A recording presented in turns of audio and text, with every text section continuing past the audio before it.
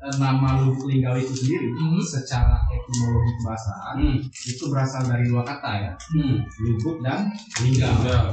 Lubuk itu karena pemukiman baru yang didirikan oleh Bupati Ja'far tadi berada di pinggiran sungai ini, yang kebetulan di sana ada sungai yang cukup dalam. Nah, orang Linggau menyebutnya itu Lubuk. Kemudian di sekitar sungai itu ada umbi-umbian, namanya ubi linggau. Orang menyebutnya ubi linggau. Ubi. Ya, nama ubi. Jadi nama Lubuk Linggau itu diambil dari kata lubuk dan ubi linggau itu.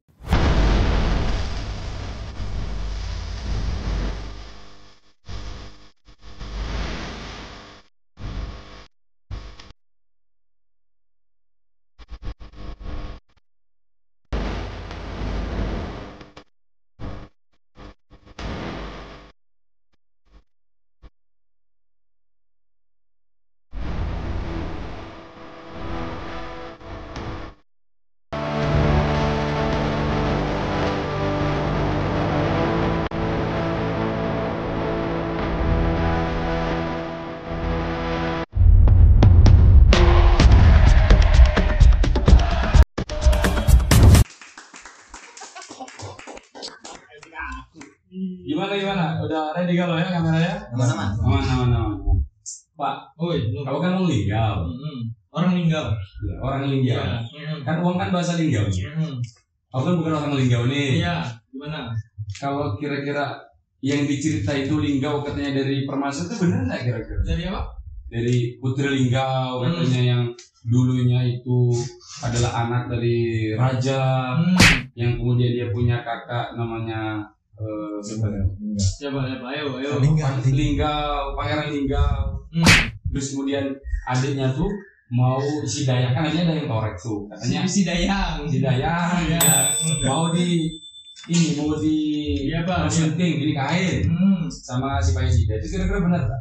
Itu udah bercerita dari mana? Dari Google. Oh, jadi yang sepengetahuan aku kalau cerita rakyat Gimana tuh? banyak versi. Iya, kalau cerita rakyat ya banyak versi. Ada yang bilang katanya Musirawas, Linggau kayak gitu. Jadi memang agak susah kalau kita berbicara tentang apa ya bilangnya. Ini kan sebuah legenda. Kita bicara tentang kerajaan, segala macam kan. Karena itu cerita masyarakat. Berarti memang banyak versi gitu ya? Iya, banyak versi. Jadi sebenarnya ada beberapa hal yang harus kita ketahui juga terlepas dari situ. Jadi karena aku bukan orang Linggau jadi pengen tahu gitu sih ngapa dan seperti apa sejarah Lubuk Linggau ini kan perlu. Soalnya ada satu pepatah kalau ngomong itu, kalau belum tahu sejarah nanti kamu belum tahu daerah. Gimana sih? Ya nanti kan kita harus cari tahu dulu apa kira-kira sejarahnya gimana. Karena kan banyak sekali yang beredar cerita masyarakat. Kita kan belum mengulas dan mengulik tentang sejarahnya, faktanya secara ilmiah. Secara ilmiah ya, baru cerita-cerita saja ya. Cerita aja. Lagi ngobrol sama ini sejarah Linggau. Yo. Kebetulan aku kan balik dari Unpari. Gimana tuh? Ketemu sama dosen sejarah. Boleh lah. Doktor men. Doktor. Berarti udah tua dong. Dokter. Wah. Berarti udah tua nih. Udah tua. Masih muda. Langsung panggilan aja lah. Iya, Bang. Jadi benar ya? Boleh dulu sih. Siap. Agak Sorry ya. Tenaga. Oke, waduh, ini luar biasa nih. Bro, ini ketemu di mana tadi? Sirkelan gua mah. Waduh, circle-nya dokter ya, Dokter, akademisi banget ya. Akademisi banget. Kemarin semester sampai semester berapa? Semester 12. Atas. Berarti emang ngambil seluruh jatah ya? Enggak sih, lebih ke mendalami ya. Mendalami. Jadi kan bahas Linggau tadi. Iya, gimana nih? Bingung kan orang Linggau itu dari nggak tahu ya. Langsung ke Pak dosen. Jadi Mas Ibnu ini dokter Yadri, magister pendidikan. Dokternya dokter sejarah juga Bang ya? Betul. Sejarah juga. S3 sejarah. S3 sejarah, dosen Unpari dan pernah buat buku sejarah Linggau. Wow. Nanti ini nggak tahu ya apa sejarah Lubuk Linggau. Iya. Ya betul Mas. Ya memang sepertinya harus kita bagikan informasinya ke masyarakat ya. Iya benar. Mumpung kita lagi depan kamera nih ya. Betul. Baru aku nih. Baru. Depan kamera. Luar biasa loh. Luar biasa. Jadi kebetulan karena aku ini bukan orang Linggau nih Kak. Jadi manggilnya kakak apa bapak? Boleh kakak saja boleh. Saya Sudah. S3 ya. Jadi karena aku ngobrol dengan Hijrah kan Kayaknya tuh Anibno. boras di muka ya. Tadi ngobrol-ngobrol nih kan tentang sejarah Linggau. Gimana sih apa awal mula sejarah Linggau ya? Tapi kayaknya karena kita sudah depan kamera, mending opening dulu Pak. Oh ya boleh. Berarti kita langsung opening dulu ya. Betul. Kan? Opening dulu gitu. Luar biasa loh ini Ibnu. Bridgingnya. silakan Mas. Jadi siapa yang mau opening dulu? Sampai Oh aku yang opening. Oh ya makasih loh. Jadi kita opening, udah siap-siap opening. Nanti respect ya. respect. Oke. Assalamualaikum warahmatullahi wabarakatuh. Waalaikumsalam warahmatullahi wabarakatuh. Masih barengan sama Hijrah. Saya Ibnu Hambali. Raihan Jamba. Dalam podcast yang kalian tunggu apa lagi? Kalau bukan Gusul. apa tuh? Gudang suara. Ini kita udah opening nih. Nah, sebelum kita ngobrol lebih panjang, ternyata teman-teman masih banyak yang belum Nah subscribe. ini masalah nih Iya, masalah. iya, salah. Bagi kamu yang belum subscribe, silakan subscribe sekarang. Karena subscribe itu gratis loh. Dan juga dia kreatif bukan cuma ada di YouTube loh. Ada apa saja nih? Kita ada apaan? Ada Instagram, TikTok, dan Facebook tentunya. Jadi teman-teman boleh tuh ngirim opini, ngirim berita atau ngirim saran nih. Undang ini dong. Kita tampung di Instagram tentunya. Iya. Nanti komen langsung di Instagram. Di Instagram. Boleh di YouTube juga. Ini juga luar biasa loh kita. Jadi hari ini Ibnu, kita kan tadi kan ngobrol masalah sejarah tentang Lubuk Linggau, Mm-mm. awal mula Lubuk Linggau segala macam. Iya. Nah ada beberapa hal juga yang harus kita ketahui dari Kak Yadri langsung. Tapi sebelum itu, selamat datang untuk Kak Yadri. Sudah hadir di Gudang Suara. Terima kasih Mas. Jauh jaraknya, jarak ke Sukajadi. Cuma beda satu kelurahan. Dekat ternyata. Jauh sekali. ya. Kalau jalan kaki. Lumayan deketan. Ini kayaknya panas juga kita nih kan. Iya. Nah, kipasnya belum muter ya. Kipas dong. Ntar sini kan. Jadi gini Kak, sebelumnya berarti memang sekarang fokus ngajar di Unpari. Ya betul. Saya sehari-hari masih seperti biasa mengajar. Oh, mengajar. Kalau ininya kemarin kuliah S1-nya di mana? Ya S1 sampai S3 saya kebetulan di Jogja. Di Jogja semua. Jauh Kak. Kenapa milih Jogja gitu Kak? Ya karena mungkin apa ya, berhubung kita punya kesempatan di Jogja dan akses pendidikan di sana lebih mudah ya terhadap pengetahuan, buku dan lain sebagainya. Jadi memutuskan untuk di Jogja. Tapi kalau boleh tahu nih Kak, kan kuliah tuh berarti berapa tahun Kak? Sekitar S1 4 tahun, S2 2 tahun normalnya, S3 2 tahun juga, berarti 8 tahun. S3-nya 5 tahun saya. Oh, segitu 5 tahun, dia ngambil bonus. Ya. Selain di kampus, apakah emang hanya fokus ke kampus ataupun memang ikut kegiatan-kegiatan ekstra lain? Ya kalau dulu ya aktif di beberapa kegiatan ekstra, ekstra organisasi ekstra kampus ya, himpunan mahasiswa Islam. Itu senior HMI. Ya besar. Ya betul. Nggak tahu. Dengar dari kawan bosnya, kakak nih pernah menjabat di pengurus cabang kan di HMI? Ya betul, waktu di Jogja saya juga cabang. Sudah dosen, aktivis, dokter lagi. Dokter atau dokter sih nggak sih? Ya itu. Kalau dokter itu ya gelar akademik untuk bidang kesehatan. Kalau kita jenjang pendidikan tertinggi itu salah satu kegiatan namanya doktor. Oh dengan E berarti. Ya dokter. Dokter. Kalau sakit ke? Dokter. Kalau mau bikin skripsi ke? Dokter. Ke dosen. Metode. Jadi gini Kak, berarti kan memang fokus kepada sejarah. Ya kan kebetulan kita kan lagi pengen ngebahas juga tentang sejarah Lubuk Linggau. Karena cerita rakyat dan sejarah itu apakah sama atau berbeda sih sebenarnya? Sejarah itu adalah peristiwa yang betul-betul terjadi dan kebetulan tercatat. Nah, biasanya di sana ada bukti pendukungnya. Nah, kalau cerita rakyat, ya itu hanya berkembang di tengah-tengah masyarakat saja, dan itu belum tentu terbukti benar. Jadi berbeda. Ini dua hal yang berbeda memang. Oh, kalau misalkan nih cerita itu kita yang mengarang, itu diperbolehkan masuk ke dalam cerita rakyat, legenda, atau misalkan nih aku mendengar cerita ini dari A, terus aku kembangin lagi, sangkut pautkan dengan A, B, C, D. Nah itu termasuk cerita rakyat yang harus bisa menjadi legenda, jadi acuan untuk sejarah, atau bisa nggak kayak gitu? Ya, kalau itu sudah menjadi bagian secara luas dalam konteks kearifan lokal masyarakat, budaya masyarakat, ya itu bisa dikatakan sebagai cerita rakyat. Jadi cerita rakyat dan sejarah ternyata beda. Itu tentang sejarah ini kan, karena tadi saya lagi ngobrol dengan Hijran ini kan terkait awal mula sejarah kota Lubuk-Linggau. Tapi sebelumnya pada kapan sih Kak nama Lubuk-Linggau ini bisa muncul gitu kan terutama di sini di Lubuk-Linggau? Mungkin bisa diceritakan dengan ilmiah kan?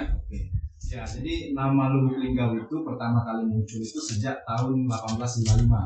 1855. Jadi waktu itu Depati Ja'far memindahkan pusat pemerintahannya dari Pulau Lebar ke Lubuk-Linggau.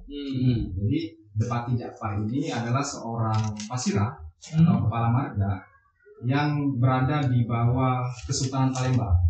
Nah, setelah kejatuhan Kesultanan Palembang oleh Belanda, Belanda itu datang ke wilayah Uluan, termasuk wilayah Ulak Lebar, memaksa Depati Ja'far untuk memindahkan pusat pemerintahannya di sebelah barat Ulak Lebar, yang hari ini kita kenal sebagai Dusun Linggau.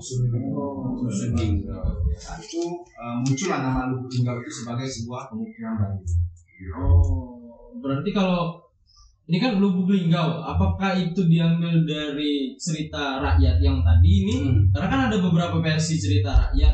Kalau Lubuk-Linggau ini katanya dari tokoh seorang pangeran Lingga, dan Lubuk itu karena ada lubuk di dekat jembatan Pertamina itu, ya kan? Atau dibuat dari taring Pangeran Linggau tuh nyimpenin si putri. Jadi kan dari cerita masyarakat yang pemahaman masyarakat Lubuk-Linggau itu Kak, sejarahnya, namanya kebanyakan mikir gitu. Iya, jadi asal usul nama Lubuk-Linggau itu sendiri gimana kok bisa jadi muncul kalau menurut sejarahnya?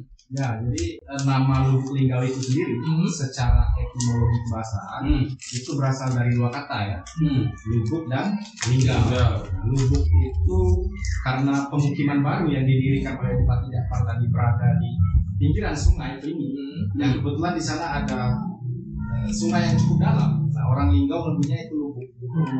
Kemudian di sekitar sungai itu ada umbi-umbian, namanya ubi linggau. Orang menyebutnya ubi linggau. Ya, nama ubi. Jadi nama Lubuk-Linggau itu diambil dari kata lubuk dan ubi linggau itu. Jadi Lubuk-Linggau. Umbi-umbian nih. Ya, umbi-umbian. Kalau boleh tahu itu bentuknya seperti apa ubinya atau pohonnya itu Kak? Mungkin bisa di itu sejenis strata ya, tapi khas Linggau gitu. Sejenis strata. Apa ada dia hidup di darat apa di air? Dia bisa di air, dia bisa di sekitaran air, di perairan ya. Di tempat yang lembab ya. Nanti bisa dicari di sini ya. Nanti gambar apa? Ubi. Oh ya, di sejarah Unpari juga lengkap tuh. Berarti main kelab juga tadi Bang? Main kelab juga dong. Nemuin mahasiswi. Nemuin mahasiswi Pak ya. Aduh. Perlu dijaga ya. Tadi kan Pak Yandri kan abis ini sempro jadi penguji gitu. Penguji. Pengawal. Cacati. Bisa. Oh, jadi hati-hati Mas. Ya. Nah, jadi kalau teman-teman Linggau pengen main nih ke lab sejarah Unpari, ada nggak apa ngisi kuesioner, ngisi jadwal, nemuin dulu ngadap asisten gitu dulu biasanya kan? Enggak, lab sejarah itu terbuka. Bisa semua kapan saja ya, di jam kerja tentunya, Senin sampai Jumat. Kita buka dari jam 8 pagi sampai jam 7 malam. Jadi silakan misalnya ada teman-teman yang mau main ke sana, belajar ke sana, silakan. Buka untuk umum. Nih teman-teman. Boleh. Bicara tentang Depati. Kalau Depati sendiri, kalau istilah sekarang ya, ini seperti apa sih? Depati itu kepala marga ya. Dia mengepalai beberapa dusun. Ya kalau sekarang mungkin seperti lurah. Oh, kades. Nah itu kan dari berita-berita yang saya dapat itu kan tentang ada beberapa pangeran-pangeran, ada pangeran ini, pangeran itu. Nah itu apakah dulunya Lubuk Linggau ini sebuah kerajaan ataukah memang sebuah daerah tersendiri atau bukan kerajaan atau seperti apa? Ya, tentang pangeran itu sebenarnya sama seperti Depati ya. Dia kepala marga. Cuman bedanya kalau Depati itu dia di bawah Kesultanan Palembang. Kalau pangeran itu dia di bawah pemerintahan kolonial Belanda. Ini masa transisi. Oke. Jadi setelah kekalahan Kesultanan Palembang, kan wilayah Palembang kan Kesultanan Palembang kan dikuasai oleh Belanda tuh. Nah, jadi diangkatlah elit-elit tradisional, orang-orang daerah itu sebagai perpanjangan tangan atau perwakilan dari Belanda. Nah, makanya diangkatlah diberilah gelar pangeran oleh Belanda. Belanda. Jadi nggak ada kerajaan zaman dulu itu di Lubuk Linggau. Berarti gelar itu diberikan sama Belanda kepada ketua adat lah berarti di sini. Orang yang disegani untuk membuka jalur komunikasi dengan masyarakat atau gimana? Tentu untuk kepentingan Belanda sendiri ya. Lando Ireng. Siapa tuh Bang? Oke. Tapi gini ya, info ini apakah udah semua orang tahu kah atau baru kali ini kamu cerita? Baru. Ya sebagian orang tahu, cuman memang hari ini anak-anak muda juga banyak tahu. Oke. Katanya kan istilah pangeran-pangeran katanya apakah ada kerajaan zaman dulu? Kan nggak ada. Itu hanya gelar simbolis agar para penguasa lokal itu tadi itu merasa perpanjangan tangan langsung dari kerajaan Belanda. Itu berarti eksklusif nih kita sekarang. Ya, eksklusif loh. Daging ini nih daging lemak. Oke. Nah, tapi gini nggak, ada lagi pertanyaan. Ketika kita membuka fakta sejarah seperti ini, akankah ada terbesit pemikiran bahwa nanti akan ada orang-orang yang disinggung di dalam cerita sejarah ini atau gimana? Gimana tuh Kak? Enggak, yang namanya sejarah itu meskipun pahit harus disampaikan. Nah, yang namanya itu kan kebenaran sejarah ya. Iya. Kebenaran sejarah apapun bentuknya ya harus dinarasikan, disampaikan sebagai bahan pembelajaran buat kita ke depan. Ini ilmiah loh, bukan cuma cerita. Ada bukti otentiknya bisa dikasih ke masyarakat. Karena masyarakat juga harus lebih paham dengan edukasi pendidikan. Kita harus fokus pada pendidikan. Ternyata dari segi pendidikan, kalau nilai dari sejarah ternyata gini fakta seperti ini. Nah kalau untuk pangeran ya, kita bicara pangeran ataupun pemimpin lah ya. Pemimpin pertama kali Lubuk Linggau itu kalau tadi dibilang 1855 itu terbentuknya Lubuk Linggau pasca apa namanya itu ada agresi Belanda ya kekalahan Sultan Palembang ya. Nah itu siapa Kak kalau boleh tahu untuk bilang tokoh pertama ya kalau bilang ya tokoh pertamanya itu ya Depati Ja'far itu yang memindahkan pusat pemerintahan dari Palembang ke Lubuk Linggau. Tapi setelah itu dia tidak lama mundur. Nah, sudah mulai masuk nih kan. Kalau Depati Ja'far itu kan dia masih di bawah Kesultanan Palembang ya. Iya. Nah setelah Depati Ja'far itu sudah mulai di bawah kendali pemerintah kolonial Belanda. Makanya banyak pangeran-pangeran itu ya. Ada yang paling sering didengar itu ada Pangeran Rabutan. Iya. Pangeran Gelar Jaya Sempurna. Lubuk Linggau ya kalau tahu ya. Ada juga pangeran-pangeran lain, Pangeran Nani misalnya, Kagemot dan lain sebagainya, banyak sekali. Banyak sekali sebenarnya. Kalau kita yang bukan orang Lubuk Linggau mendengar kita itu luar biasa sih. Yang orang Linggau aja kayak yang baru tahu sih. Karena yang selama ini kita tahu Linggau itu kan dari cerita masyarakat, cerita rakyat. Nah kalau kita bahas tentang sejarah, ini informasi yang hari ini kita dapetin. Sebuah penemuan baru ya bagi orang Linggau juga. Orang Linggau kita ini kan yang hidup di Linggau pada masa ini gitu kan menemukan inilah sejarah Linggau yang ada bukti sejarahnya. kalau kita ngomongin tentang bukti, karena kan berarti Lubuk Linggau ini pada 1855 prakolonial. Betul. Nah, prakolonial. Apa saja bukti peninggalan dari prakolonial sebenarnya yang ada, bukti sejarah-sejarah yang ada? Banyak. Salah satunya kalau rekan-rekan pernah ke Pulau Lebar, di situ kan banyak sekali makam-makam ya. Nah, orang menganggapnya itu makam utama. Nah, sebenarnya itu adalah makam para depati yang pernah memimpin Pulau Lebar. Makamnya di sana. Termasuk Depati Jakpar dia. Ya, Depati Jakpar, ada Depati Nyangkalura, ada Depati Jokuto di situ banyak. Yang Pangeran Ramitan itu tadi. Kalau Pangeran Ramitan karena sudah masa Belanda. Oh iya. Ya di Dusun Linggau. Dusun Linggau. Karena pusatnya sudah pindah ya. Nama-nama jalan Depati Said, Depati itu tuh nama itu depati-depati yang pernah memimpin. Oke. Tapi itu sejarah itu para Depati Jakpar, Depati Perwira Said, Depati Ramitan itu kalau itu kan sudah dalam kerajaan Sultan Palembang itu Islam. Nah, itu Depati itu memang kalau secara ideologis itu mereka Islam ataupun seperti apa itu? Ya, mereka itu kan di bawah Sultanan Palembang. Jadi memang mereka menurut Islam, dan ada satu undang-undang perpaduan antara hukum Islam dan hukum adat yang dipakai para depati, itu namanya Undang-Undang Simbol Cahaya. Itu perpaduan adat dan hukum Islam. Nah, itu berasal dari Sultan Palembang tuh. Kalau yang kalau yang belagu berantem itu, terus ada istilah di sini tuh apa namanya itu? Damai. Ada istilahnya tuh apa namanya? Jadi angkanan-angkanan gitu. Iya, angkanan-angkanan itu. Apakah itu termasuk produk dari itu juga kan? Ya, itu turunan dari Undang-Undang Simbol Cahaya itu. Kemudian diadopsi oleh orang Lubuk Linggau menjadi hukum adat Halawe namanya. Hukum adat Halawe. Beda lagi gitu, Pak.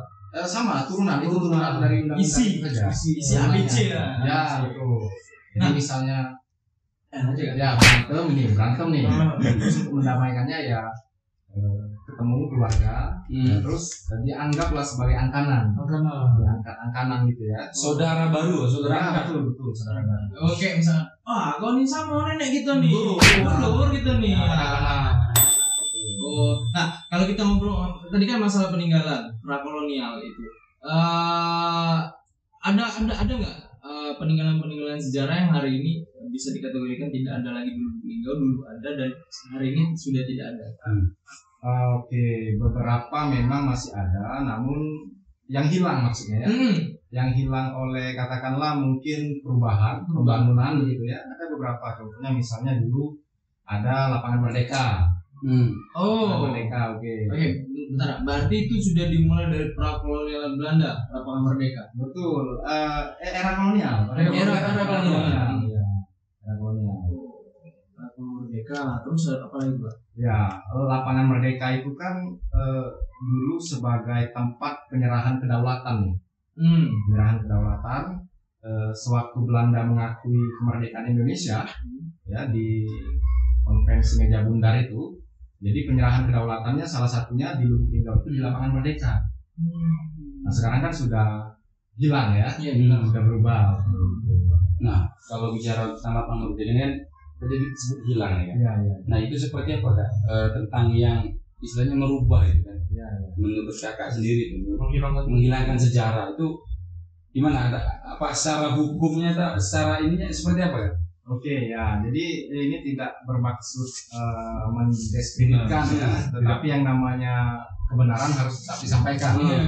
Ya, Lapangan Merdeka itu situs sejarah, peninggalan sejarah, karena di sana ada memori tentang perjuangan bangsa Indonesia, terutama orang-orang Lubuk Linggau. Tapi hari ini memang sudah hilang. Nah, ada satu ungkapan begini, ungkapan yang cukup cukup luar biasa. Mereka yang menghilangkan sejarah suatu saat akan menerima hukum sejarah. Biasanya apa tuh hukum sejarah yang itu kan masih ambigu tuh kan? Ya. Apakah dia akan dihilangkan juga atau bagaimana tuh? Ya, sejarah ini kan adalah proses perjalanan nih Mas. Perjalanan dari masa ke masa. Nanti perbuatan kebijakan itu kan dicatat oleh para sejarawan, dicatat dan ditulis apa adanya. Oh, bahwa dulu ada lapangan merdeka, setelah itu hilang gitu. Hilang di masa kepemimpinan siapa misalnya gitu kan. Itu orang akan menilai dengan sendirinya gitu. Bahwa ada tokoh yang kemudian merubah situs sejarah gitu. Kalau sekarang di Lubulingga situs sejarah yang Subkos selain Subkos ya.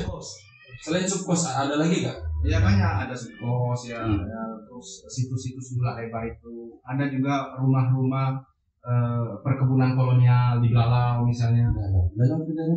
Utara, daerah utara itu. Tom maju lagi. Sebelum ini Kota Besi. Ya, Tom maju lagi. Sebelum Batu Besi. Besi sebelum Sabang Baru. Iya, dengan Batu Besi. Sebelum Batu Besi. Batu Besi apa? Gak apa. Aja main. Saya yang baik-baik. Iya. Nah jadi kayak ini kan, tadi pelaku sejarah dan lain-lain ya. Jadi ya tanpa kita harus tutupin lah yang pemimpin kita sekarang kan yang keturunan pangeran dan lain-lain.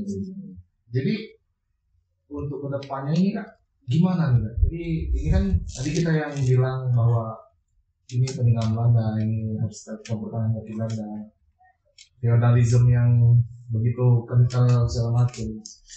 Ada nggak? Jadi kan bulan 11 nih, bulan 11 pilkada.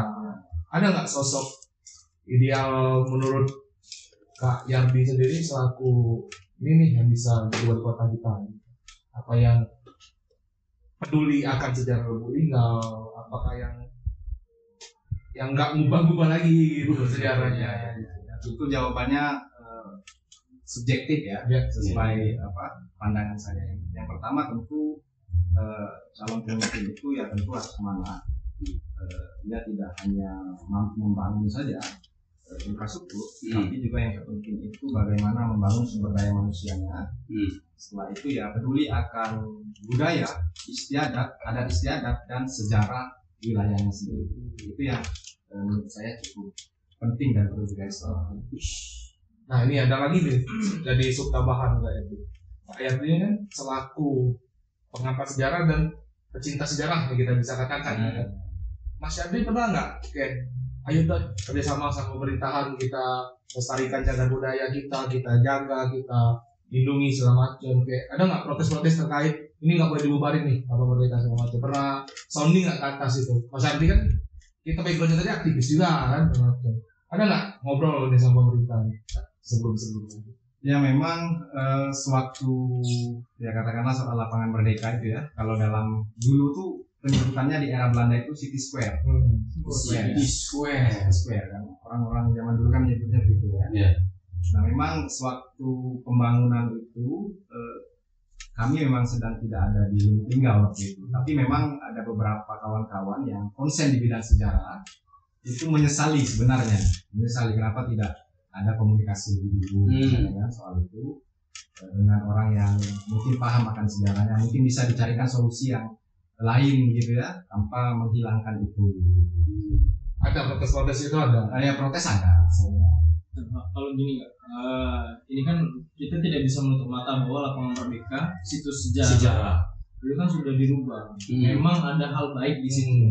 Tapi menurut Kakak sebagai orang yang berbicara tentang sejarah nih, pendapat Kakak tentang perubahan itu dan hari ini kan masih bisa dinikmati sama masyarakat. Nah menurut Kakak sendiri itu pendapat Kakak secara pribadi tentang hari ini lapangan merdeka bukan lagi lapangan merdeka. Nah menurut sejarah dan menurut Kakak sendiri itu bagaimana Kak respon? Perspektif sejarah tetap salah karena menghilangkan situs sejarah. Tapi kalau dari sisi pemanfaatan saya yakin maksudnya baik. Karena di sana juga difungsikan sebagai tempat ibadah ya, menambah keindahan taman kota ya baik. Tentu saya memahami itu kebijakan yang baik dan langkah-langkah yang juga baik. Dan satu sisi ya memang harus kita akui dan kita apresiasi karena itu menambah daya tarik wisatawan yang ke Kota Lubulingga ya. Itu satu poin plus juga. Oh iya. Tapi ada satu pemikiran kan dari saya itu kan terkait tentang cerita kita tadi, bahwasanya kalau kita lihat sejarah silsilah-silsilahnya kan mungkin, atau prediksi saya saja mungkin yang belum banyak riset terkait tentang pemimpin-pemimpin yang dia mungkin dari golongan bangsawan ataupun dari golongan apa saja dipati-dipati. Nah, ini apakah mungkin kedepannya nanti di Lubuk Linggau ini bisa juga dari kalangan masyarakat yang lain yang non dari keturunan itu bisa untuk menjadi pemimpin gitu? Ya bisa saja, di alam demokrasi hari ini tidak ada yang tidak bisa. Asal menurut saya punya dua hal ya. Yang pertama ya dipercaya masyarakat, yang kedua punya uang. Karena yang namanya election itu nggak ada yang murah. Lu punya uang, lu punya kuasa. Ya, nah, tetapi memang kalau kita lihat pengalaman para keturunan katakanlah pangeran-pangeran di sekitar daerah kita saja ya, memang banyak menempati posisi-posisi yang strategis. Katakanlah misalnya wali kota kita kemarin yang 2 periode itu kan masih keturunan dari pangeran di Muarakati ya, Kota Abang. Ya, betul. Pangeran Abang. Kemudian Bupati Musirawas yang sekarang, ya Ratna. Betul. Itu masih keturunan pangeran juga. Pangeran Muhammad Amin. Ya, betul. Bu Rina juga katanya. Ya, betul. Itu Bu Rina itu masih keturunan pangeran dari Rupit Rawas, namanya Pangeran Asir. Itu Pangeran Asir. Itu katanya kakak yang riset juga ya? Ya, saya yang riset. Jadi mungkin yang pemberdayaan itu tadi kan, mungkin itu tuh karena ada pasarnya Mas. Kenapa orang milih keturunan ini gitu? Ada tuh sifat feodalisme, memilih berdasarkan anak siapa, keturunan siapa, siapa ya? Enggak, feodal. Masyarakat kita yang mikir feodal. Jadi tahu feodal itu apa itu Bang feodal? Ya tadi yang memilih berdasarkan keturunan, anak proklamator, anak ini segala macam. Background. Jadi sebenarnya sih balik lagi benar. Ada 2 perspektif itu tadi. Dipercaya sama masyarakat, kedua stop politik lah pokoknya. Kalau independen bisa nggak sih? 30%. Wah, harus ya? Harus 30% ini rakyat dukung. Oke. Nah, kalau tadi kan bicara tentang tokoh nih kan. Ya. Kita kan ada juga salah satu tokoh yang itu terkenal tuh untuk di wilayah Sumatera Selatan, Bujang Kurap. Iya. Disebut juga tadi Bujang Kurap. Ya, jangan lihat. Rehan. Jerawan. Iya. Iya, itu gimana Kak tentang kisah Bujang Kurap? Apakah memang itu ada? Sedangkan sekarang kan ada makamnya ya di Bukit Sula. Itu gimana tuh Kak? Boleh minum dulu Kak? Oke, siap. Wah. Tapi kita belum di endorse nih. Di mana nih? Iya.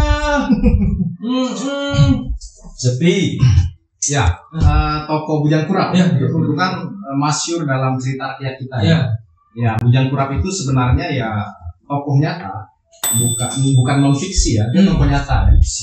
Tokoh nyata. Memang ada, makamnya juga ada di Lubuk Linggau, di situ Sungai Lebar. Bujang Kurap itu nama lainnya Embun Semibar. Dia berasal dari Melayu Bangko, daerah Jambi ya, Melayu Bangko. Nah, dia datang ke Lubuk Linggau ini katakanlah merantau ke Ulak Lebar gitu ya. Datang ke Ulak Lebar, kemudian diangkat menjadi panglima perangnya Ulak Lebar. Sakti. Tapi ya dia memang memiliki fisik yang kurang beruntung ya. Banyak kurap itu tadi, makanya disebut Bujang Kurap. Karena masyarakat Lubuk Linggau ini kan senang memberikan jolok, julukan ya. Karena dia banyak kurap jadi Bujang Kurap gitu. Nah gitu. Tapi katanya di cerita-cerita rakyat itu beliau ini belum menikah sampai akhir hayatnya. Itu benar apa enggak ya?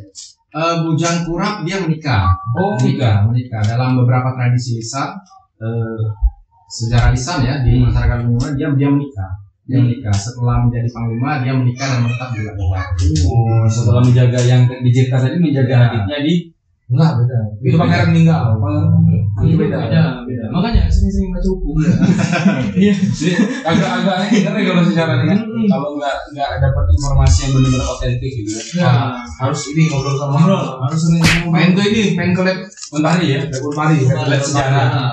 Nah, ada juga kayak gini Kak. Katanya ada yang mengkaitkan tentang bahwa Bujang Kurap ini katanya sebelum ada Bujang Kurap ini ada Spainida juga. Nah, itu. Kalau kita tarik sedikit dengan cerita rakyat ya tentang Spainida, apakah memang benar ada kisah seperti itu atau itu hanya legenda sebenarnya? Ya itu masuk cerita rakyat. Misalnya Sebaik Tidak, kemudian ada Tujuh Lidi Sakti, Raja Biku, Dula Lebar. Itu kan tokoh-tokoh yang menjadi pemeran dalam cerita rakyat masyarakat Silampari ya. Tapi bukti fakta sejarahnya sampai sekarang belum kita temukan. Ini masih benar-benar untuk kalau mitos atau itulah pokoknya kan. Nah terus ini juga Kak, saya kan agak-agak apa ya aneh gitu tentang bahasa nih kan. Bahasa Linggau. Kenapa kok beda dengan Palembang bahasa Lubuk-Linggau? Terutama orang-orang yang Padahal sama-sama Melayu ya. Iya, sama Melayu di dusun. Ya terutama di tempat tinggal saya sekarang di Kayu Areng kan beda. Ada bahasa Cul, ngomongnya bahasa Cul. Mana itu? Nah itulah. Enggak musuh diam nyala. Gua kata IG namanya. Nah itu kenapa kok berbeda Kak? Ya memang jadi Sumatera Selatan ini Melayu ya. Iya. Suku Melayu. Namun suku Melayu itu bukan satu Melayu. Dia banyak Melayunya. Ada namanya sub etnis Melayu. Melayu. Ya. Sub suku lah ya. Iya. Jadi ada Melayu Palembang, ada Melayu Kumring, ada Melayu Semendo, ada Melayu Lubuk-Linggau, ada Melayu Musi ya, dan lain-lain. Nah soal bahasa itu memang berbeda karena sukunya pun berbeda, sub-sukunya berbeda. Oh, Lubuk-Linggau sudah punya suku sendiri. Ya. Suku apa tuh kalau di Linggau nih? Kalau Linggau namanya suku Sindang. Sindang Klingi Ilir namanya. Sindang Klingi Ilir. Suku. Kalau di PUT nggak itu Sindang Klingi? Nama kecamatan di PUT kalau udah salah ya. Kalau Sindang Klingi Ulu di situ. Ulu. Di sana ya. Berarti Lubuk-Linggau ternyata Melayunya ada dua suku kan. Ya. Untuk Lubuk-Linggau, Sindang Ilir dan Ulu. Ya, kalau Sindang Ilir itu lebih ke Lubuk-Linggau. Dengan penyebutan bahasa itu biasanya gini, nanenga, dialeknya gitu. ya. Nah kalau Palembang kan tadi ya. Oh. Nah kemana ngapo, nah gitu. Makanya dia beda, karena secara suku pun beda. Jadi kalau dialek ya, vokalnya beda ya. Ya. Nah mana vokalnya? Berarti ya begitu. berarti Itu Palembang. Kalau udah ke Manong itu Palembang. Melayu Palembang ya. Kalau udah kemana? Nak nenga, nah itu Sindang. Oh berarti itu tadi Sindang Ulu Ilir. Ulu berarti itu daerah PUT. Ya, itu daerah Ulu ya. Daerah Ulu ya. Oke. Oh, ternyata suku Lubuk-Linggau punya suku Sindang. Jadi kalau ngisi suku itu enggak lagi Melayu, Sindang kalau orang Linggau. Ya.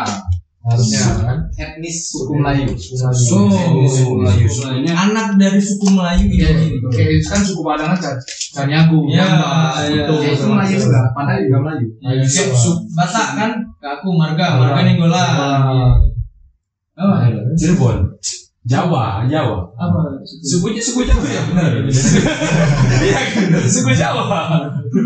Kalau Cirebon Sunda ya biasanya. Iya, ada yang Sunda yang Jawa, tapi mayoritas Jawa di situ.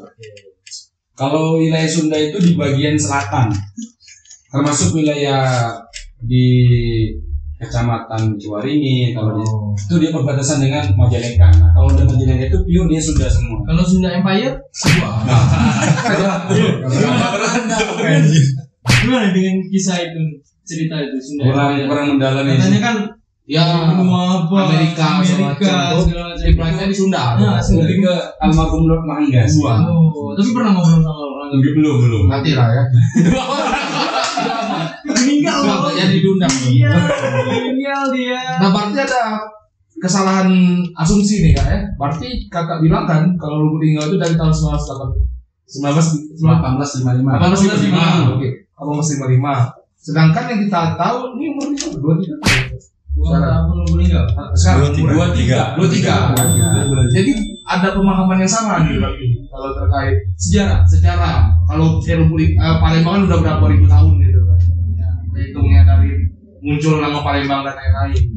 Ya, kalau Lubuk-Linggau disahkan menjadi daerah baru ya betul. Hitungannya 23 tahun ya. Maksud Tapi kalau bicara lahir Lubuk-Linggau itu kita hitung dari 1855. Ya, berarti ya kurang lebih mungkin 169 atau 170 ya, 169 mungkin ya. Abad lebih, hampir 2 abad. Ya 100 tahun lebih, 169 tahun gitu ya. Iya. 1 abad itu 11 tahun kan? Iya. Ya betul. Agak salah. Berarti udah 170 tahun. Ini berarti teman-teman Linggau ini harus tahu nih. Iya, harus tahu. Iya, iya. Makanya yang jadi ketika baru tahu itu melongo. Oh Iya benar. Oh, 1855 Lubuk Linggau itu prakolonial. Ya. Dan kita hari ini merayakan Lubuk Linggau 23 tahun. sebenarnya otonom daerah. Otonom daerah. Nah, sedangkan kita melupakan sejarah. Jas merah. Jas merah. Jangan lupakan sejarah. Nah, ini buat teman-teman yang belum tahu tentang sejarah Kota Lubuk Linggau nih, hari ini kita bakal kasih tahu. Makanya tonton sampai selesai. Iya, belum lagi tentang Musirawas dan Lubuk Linggau itu bisa pecah. Ya, pemekaran kan, pemekaran itu banyak sih. Ada nggak Kak hal lain nih teman-teman terkhususnya masyarakat Lubuk Linggau harus ini loh yang kalian harus tahu ini Yang baru diketahui, yang baru. Ya, Lubuk Linggau ini sebagai sebuah kota yang hari ini kita saksikan perkembangannya begitu luar biasa ya. Iya. Itu punya sejarah yang begitu panjang dan peninggalan sejarah yang begitu banyak. Salah satunya mungkin yang terus saya narasikan itu ya situs Ulat Lebar itu adalah makam para leluhur pendiri Lubuk Linggau. Jadi tidak banyak orang tahu dan kadang sering dilupakan begitu. Banyak yang ziarah nggak kalau di situ? Nah, ziarahnya tuh beda. Ziarahnya tuh ya memberikan sesaji, memberikan mistis, mistis, bukan untuk mendoakan gitu. Kalau kita di Jawa kan Kalau kayak nyalek di sana Ada. banyak. Ada yang berhasil. Enggak tahu. Gini loh, jangan potong mumpung aku masih lihat. Ini kan berarti kan kita harus melestarikan, harus mengetahui siapa tokoh-tokoh orang yang berjasa. ya. Nah, itu gimana tuh caranya tuh? Caranya untuk kita melestarikan itu apakah kita dengan datang mendoakan atau kita mempelajari lebih lanjut lagi atau gimana? Ya, yang pertama memang harus ada semacam political will ya dari pemerintah agar peninggalan-peninggalan sejarah yang ada di Lubuk Linggau ini mampu terawat dengan baik gitu ya.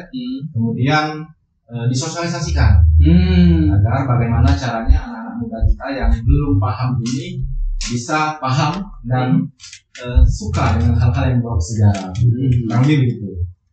Mungkin ini sih apa kayak kasih saran lah untuk dulu kan ada nih pelajaran daerah. Ya, lagu-lagu mandiri bahasa itu masih ada nggak sih Kak yang gitu-gitu? Ya, yang seperti muatan lokal. Muatan lokal itu memang harus dipelajari ya. Ya. Kalau ini nggak soal motong ya. Kalau dari Unpari sendiri itu mahasiswa dan mahasiswinya masih diajarkan nggak? Wah, itu terus kita ajarkan.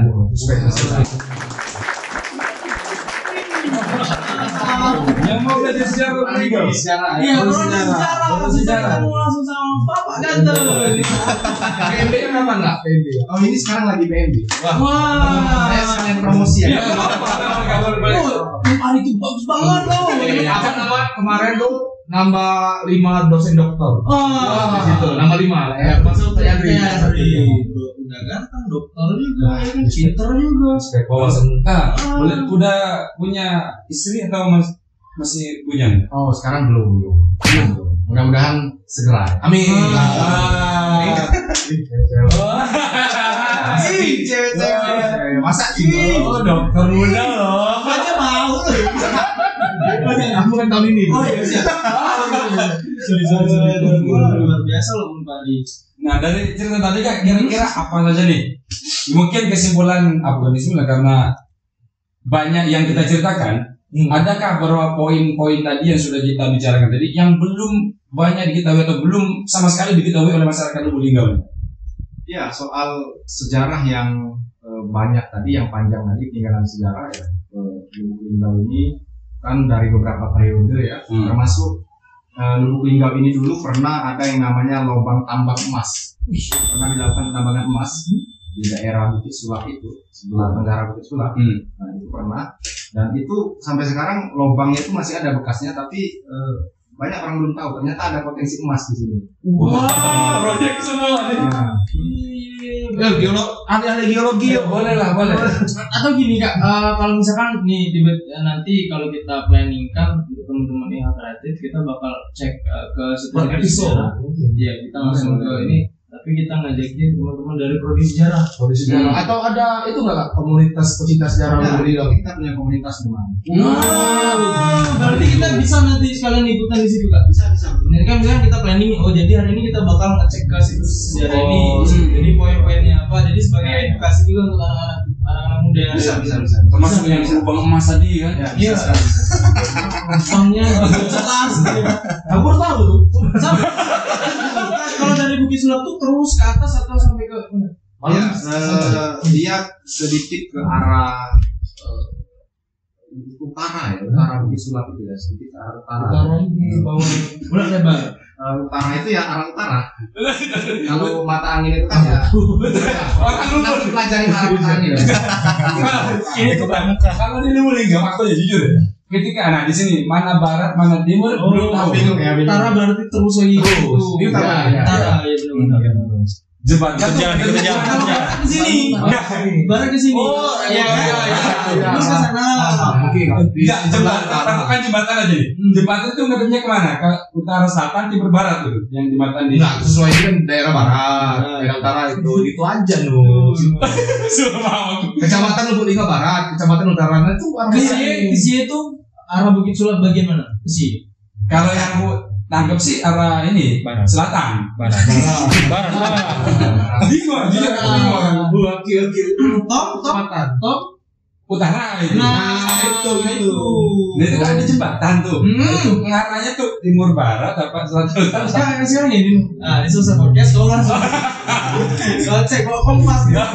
Iya. Oh, oke. Berarti arah utara Bukit Sulap. berarti bisa lah kayaknya nanti kita bakal lanjut lagi lihat situs sejarah, kita bakal cari skupnya ini, ternyata peninggalannya ini. Boleh. Malam ini kita sebut skop. Dari Sejarah men. Aduh. Iya. Tapi gini Kak, dari kalau kita berbicara untuk pilkada tadi kan sudah disenggol sama Rehan kan. Kira-kira harapannya untuk orang-orang yang nanti mau naik ke pilkada ini tentang sejarah. Apa sih harapan Kak Yadri kepengen dari teman-teman sejarah untuk wali kota selanjutnya? Ya, lebih peduli pada peninggalan sejarah, kearifan lokal, adat istiadat dan budaya ya. Karena kita ini jangan hanya menjadi kota metropolitan saja berkembang begitu besar, tapi juga sisi budaya, sisi sejarah, sisi adat istiadat ditonjolkan juga dong. Jakarta salah satu contohnya gitu. Ya, Ada situs sejarahnya segala macam kayak kota tua. Contoh-contoh kota yang di yang misalnya nih, melestarikan sejarah. kan kalau di Lampung itu ada jalan-jalan yang pakai aksara nih, aksara Lampung. Nah, di Linggau juga bisa. Ada aksara Linggau. Ya, kita juga punya aksara Sumsel, aksara Linggau. Gimana mungkin Ada dan putih ada putih. Aksara Linggau. Ya ada aksara Linggau. Oh, di kalau di Jawa kan hanya cara ahono coroko kalau di Jawa itu. Di Linggau ini Kaganga namanya, aksara Ulu Kaganga. Baru tahu. Nanti kita pelajari bahasa itu. Jangan cuma tahu bahasa monyet lu. yang mana? Bisa disepin nanti ya di bahasa. Mungkin Nanti kita betul-betul sama. Iya, bisa kirim-kirim mana acara aksara Linggau tadi. Ini kan episode 1 loh. Buka-bukaan tipis-tipis dulu. Pre-episode. Boleh. Kita bakal lanjut lagi lah, kita bakal ngobrol juga Sama komunitas sejarah. Nah, atau kita langsung ekspedisi Ekspedisi. situs-situs sejarah yang masih ada dulu. Masih apa? Kalau boleh tahu siapa Mas nama komunitasnya? Kita punya dulu komunitas pencinta sejarah Bumi Silampari dan juga punya komunitas Sari Sejarah. Ngobrol-ngobrol lagi. Ngobrol-ngobrol. Kalau kita ngobrol di sini durasi. Iya benar. Iya. Jadi ya kita harus closing. Ya, sayang nih kayak 5 menit baru ngobrol. Kurang. Ini cuma 1 SKS loh, SKS. Belum nyampe setengah ya. Setengah ya. Iya. Kalau untuk 6 itu berapa SKS? 120 ya? 20 minimal. Belajar lagi. Pindah bro dia. Ngampus lagi. 5 tahun. Gue masih 6 tahun. Kasih tepuk tangan dulu lah. Rasanya panas ya kan. Kayaknya mau hujan terus lagi nih kayaknya nih kan. Ya. Benar. Kalau hujan deras tuh timbulnya kenangan. Genangan. Jokes TikTok, Komedi. Bapak-bapak. Udah oke, itu aja kita langsung masuk ke closing statement. Apa tuh Mas?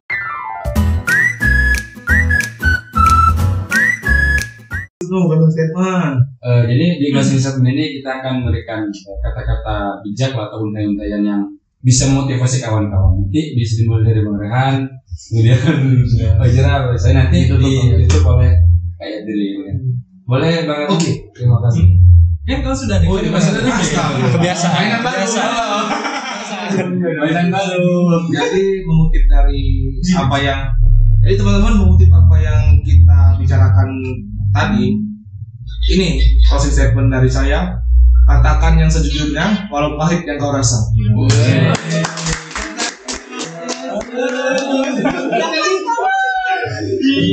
Pakai lagi. Aku nih. Iya. Dan apa ya tadi? Lupa. Closing statement dari aku, kalau kita berbicara tentang sejarah, kalau kita kaitkan dengan hati ya, karena hati kau kan lagi gunda-gulana. Sejarah-sejarah masa lalu yang dimana kau tidak bisa melupakannya. Jadi sebaiknya kita harus merawat sejarah itu, sebagaimana kita merawat kenangan masa lalu, bukan untuk menjadi acuan ke belakang, tapi untuk kalau closing statement dari saya tidak jauh beda dari kan, tapi mungkin kita pakai lagu. Enggak, pakai bahasa Arab. Oh iya, siap Ustaz. Jadi kalau dalam pepatah Arab itu kulil haqqa wa laka namuron, katakanlah segala sesuatu itu meskipun itu pahit, termasuk dalam hal sejarah. Itu sih dari saya. Dan closing penutup dari Kak Yadri untuk closing statement. Oke, mungkin dari saya kalimat ya. Perubahan itu tidak datang dengan sendirinya. Perubahan itu tidak turun dari langit. Perubahan tidak akan terjadi jika tidak kita mulai dari diri kita sendiri. Jadi tugas kita semua adalah berpikir dan bergerak.